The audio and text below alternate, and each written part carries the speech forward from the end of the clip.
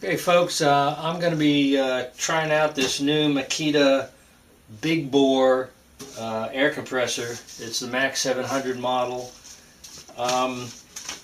The first thing you have to do with it is to fill it with oil, and they have this little plastic plug here, and then later you put this other oil, official oil cap on there.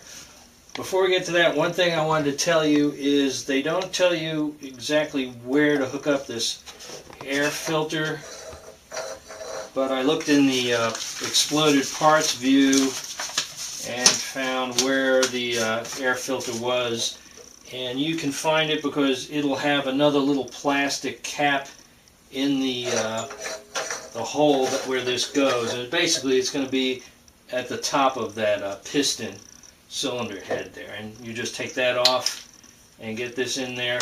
It's a pretty dinky little air filter. You may consider putting a little heavier duty one on later, but it seems to breathe pretty easy. I have the intake pointing back here rather than on the hot side. Okay, moving on to filling the oil. We've got a little sight glass here. Not a lot of instructions specifically, but it looks like you want to fill up to that red dot that's in the middle of that glass there. They give you some compressor oil. My guess is it is exactly just enough to fill that up. You may want to use a funnel like I'm going to do. You definitely want to have enough oil in it before you get going. So I'll pour about half this in and see if it's registering at all. I thought I saw a little splash by there. There's the level. Whoop, man, we've come up a little too much. We overfilled it a little to start with. I was wrong. They actually gave you a generous supply of the oil. So we went over our little red dot a little. So I drained some out. You have a official oil drain plug here at the bottom of the unit, which if you had been running this for a while and there was debris, you'd want to have that plug down at the bottom. I just opened this cap here and tilted it over just to drain a little out so I would get the proper level, which is halfway in this sight window here and right where the red dot is.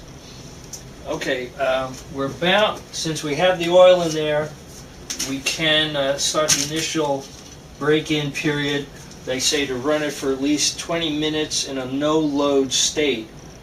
And the way you get the no-load is you open this drain cock at the bottom, as best as I can determine from the instructions. The instructions are a little ambiguous, so you may want to go over them a few times. So no load to me means that there's no back pressure against the cylinder. So we achieve that by opening this valve. We'll just start the break-in period, and you'll get an idea just how loud this is. The big selling point on this was that it was a slower RPM but a bigger bore, and it was a quieter unit. So we will see what it sounds like. And I don't see anything happening. We've plugged it in.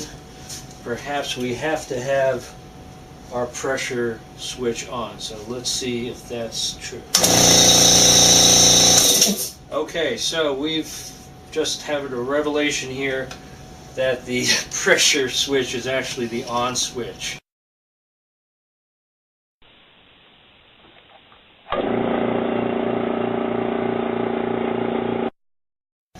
So we are going to let that rip. And we'll again come back about a half hour later.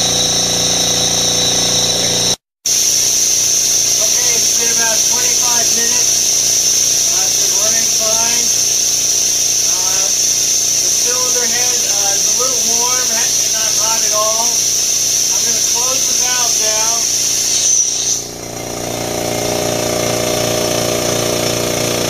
We can see some pressure building now.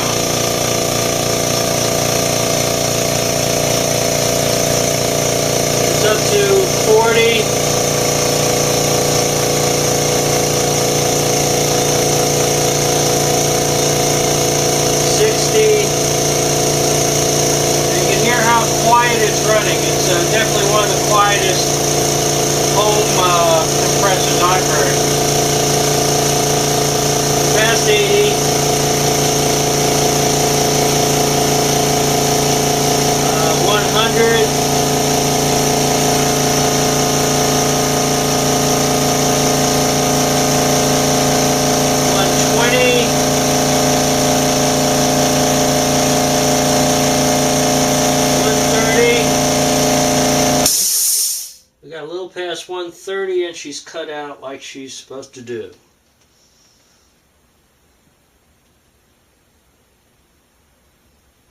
Seems to be holding pressure. Well, that's it. So we've broken in the MAC700, and it seems to be holding pressure, maybe sliding off a little. And there you go. I just wanted to show one more thing. You can haul this thing around by this handle. It's 52 pounds. To me, that gets a little old quick. So I had this hanging around. It's a little dolly hand truck thing. I think you can get them at a lot of the big box stores, Costco, Sam's Club. I think I spent about $25 on it. I've got it all pongee cord. I added a little extra board just to make a little more room under the legs there. And to me, this looks like a good solution.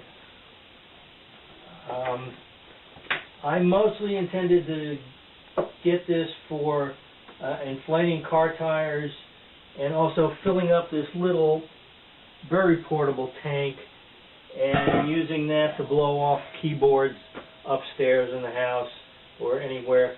Also, especially chainsaws get very messy, and I got the blow thing here for that, and mostly those two functions are what I got it for.